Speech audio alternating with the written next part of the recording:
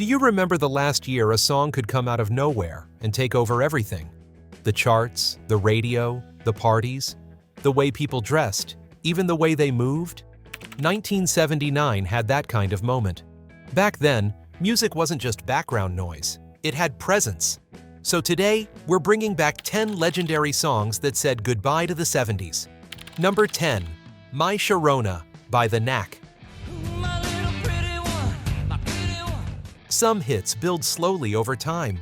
My Sharona didn't. It exploded.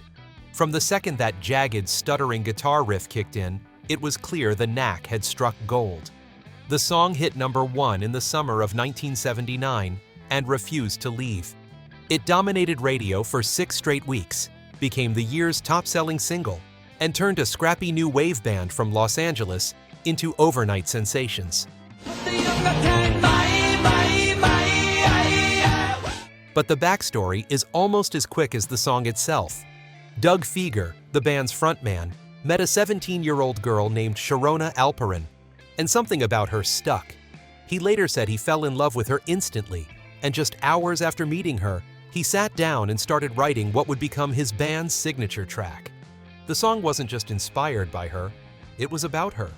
She was even on the single's cover, crouched in jeans and a white tank top, staring straight into the camera.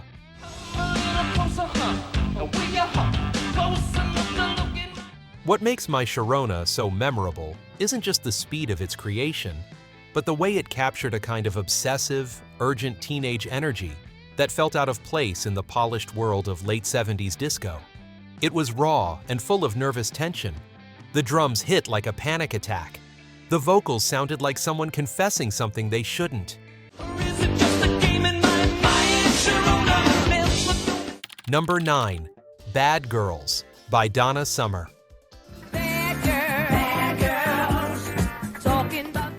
By 1979, Donna Summer had not only established herself as the queen of disco, but she was also the queen of the whole court.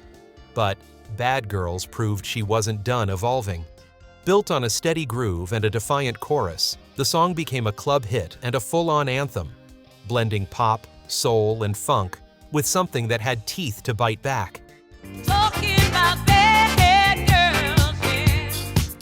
The story behind it came from a moment of quiet rage. One of Summer's assistants had been mistaken for a call girl by a cop outside their hotel just because of how she was dressed. Summer was furious, but she did something about that anger without getting consumed by it. She turned that moment into a song that celebrated women who worked the streets, not as victims, but as figures of power and attitude. Beep, beep. Toot, toot, I got what you want. Toot toot, hey beep beep. Might sound playful, but behind the chant was a knowing wink. These girls weren't asking for approval. They were demanding space.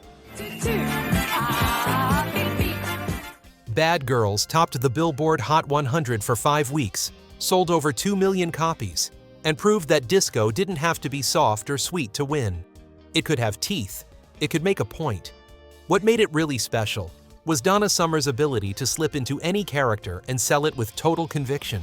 People say she didn't just sing disco, and they couldn't be more right. Summer practically reinvented the genre every time she opened her mouth.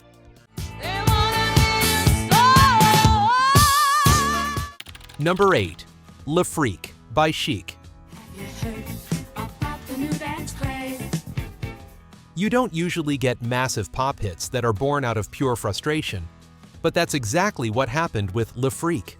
Nile Rodgers and Bernard Edwards, the masterminds behind Chic, were supposed to meet with Grace Jones at Studio 54 one night.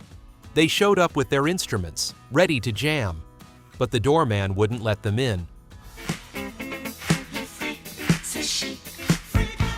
So they went home and started jamming. And what they originally shouted was far less polite than "freak out." But with some tweaking, the frustration turned into one of the biggest disco tracks of all time. Le Freak was all rhythm and attitude.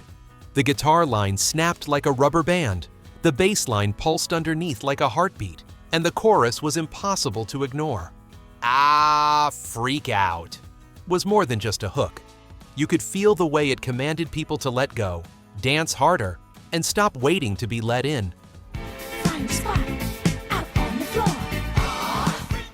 The song topped the charts not once, not twice, but 3 separate times. It was a record that became Chic's biggest hit at the time. It didn't just dominate 1979, it changed what disco could be. What makes Le Freak so important is that it turned a moment of rejection into something joyful and communal, without whining. And it reminded everyone that sometimes, the best revenge is a beat no one can resist.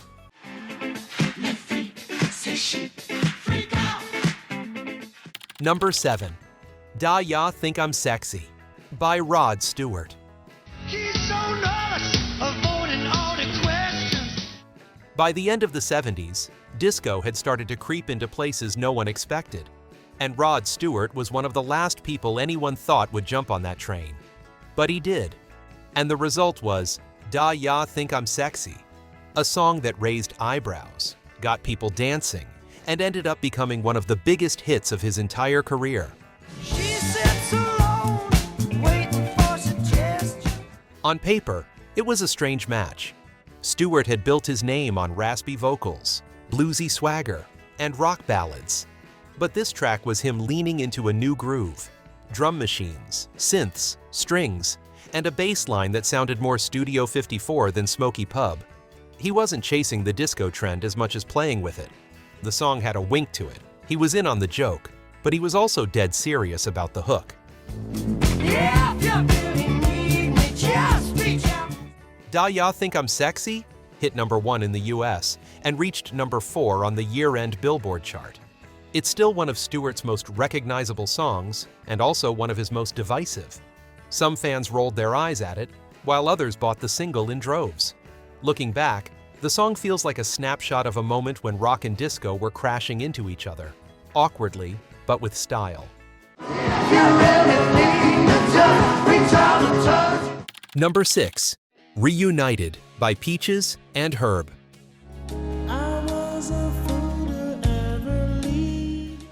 There are love songs, all right? And then there's Reunited, the kind of slow jam that doesn't just talk about romance, but lives in it. When Peaches and Herb released this track in 1979, they weren't exactly new to the scene. But this song felt like a fresh beginning, a quiet storm that arrived just as the decade was winding down.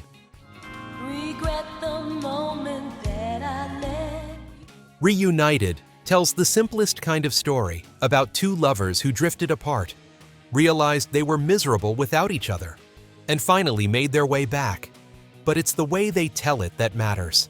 Every note stretches out like an apology. Every lyric feels like it's been said 100 times in someone's living room, long after midnight. There's one perfect fit, and sugar, this one is it. Might sound corny now, but in 1979, it melted people's hearts. The song hit number 1 and held the spot for 4 weeks. It wasn't flashy. It didn't ride a dance beat. It just sat there in its softness, slowly and honestly.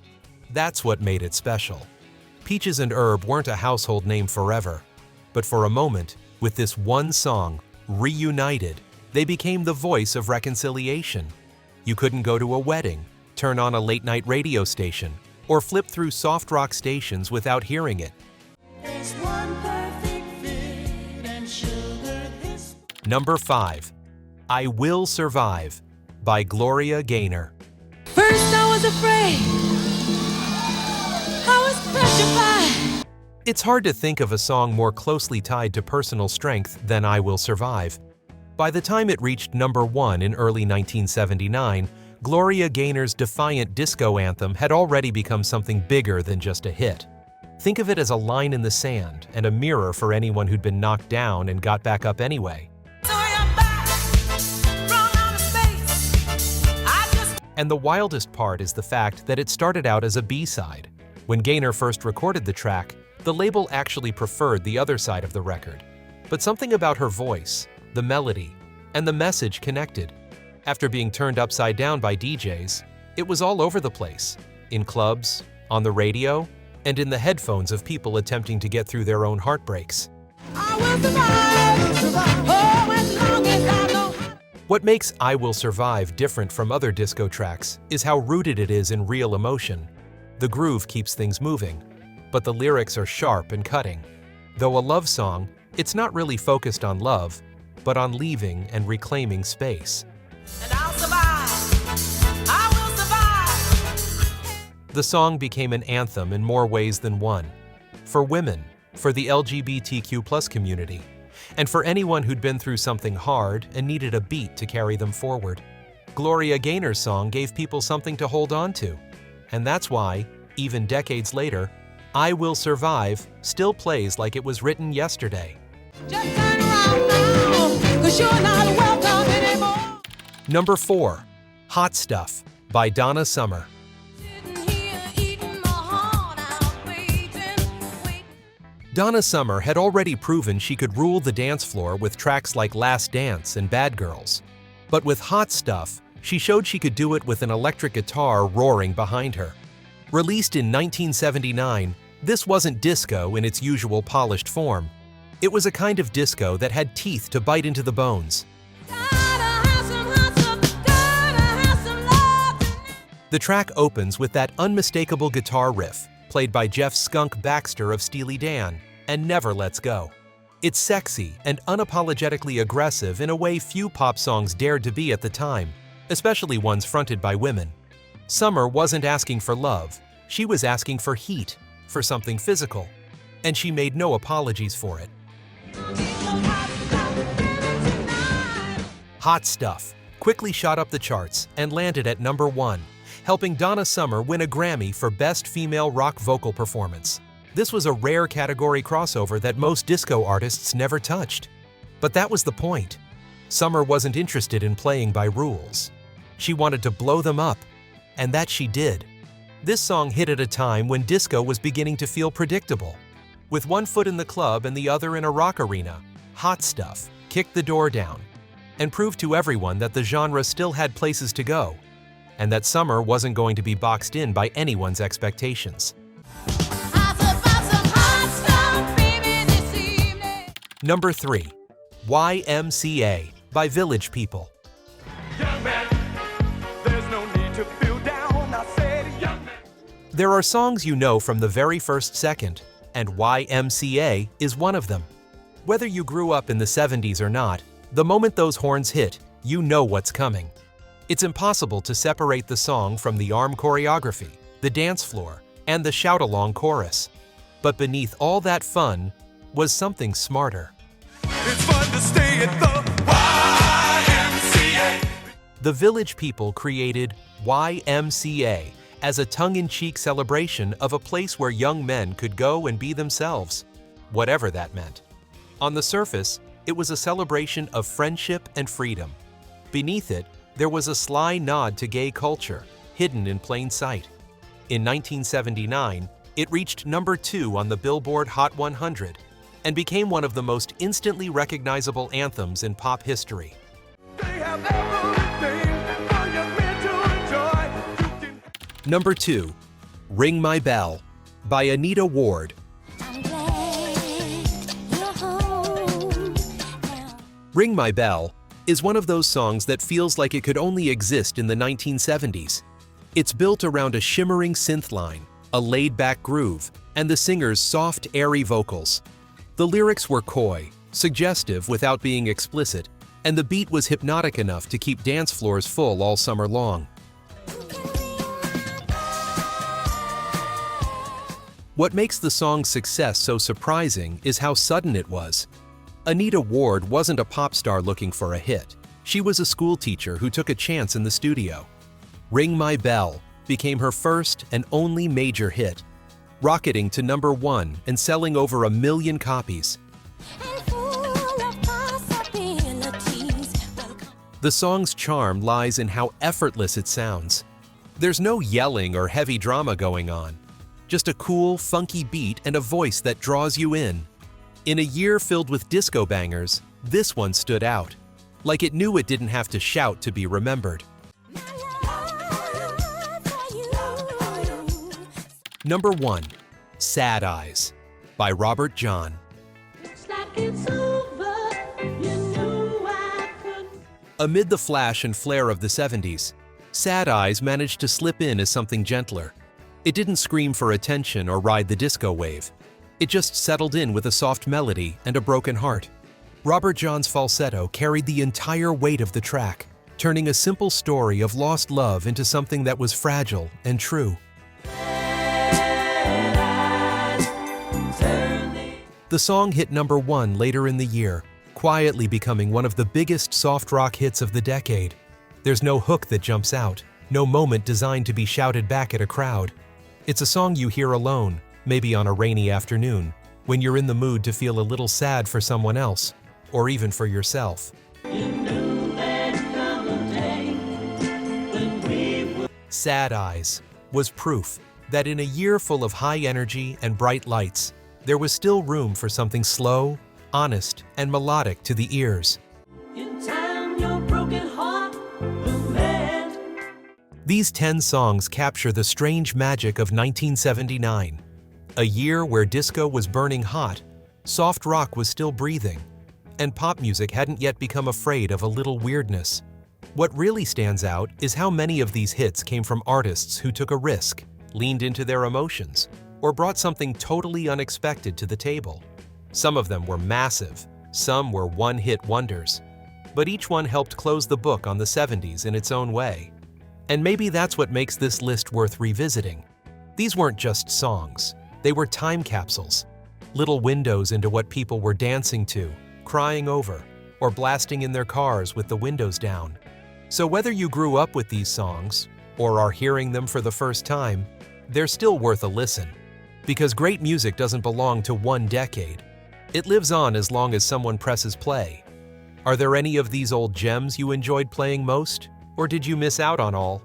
Let us know how they made you feel playing them. And if you enjoyed this deep dive, kindly hit like and subscribe so others can as well.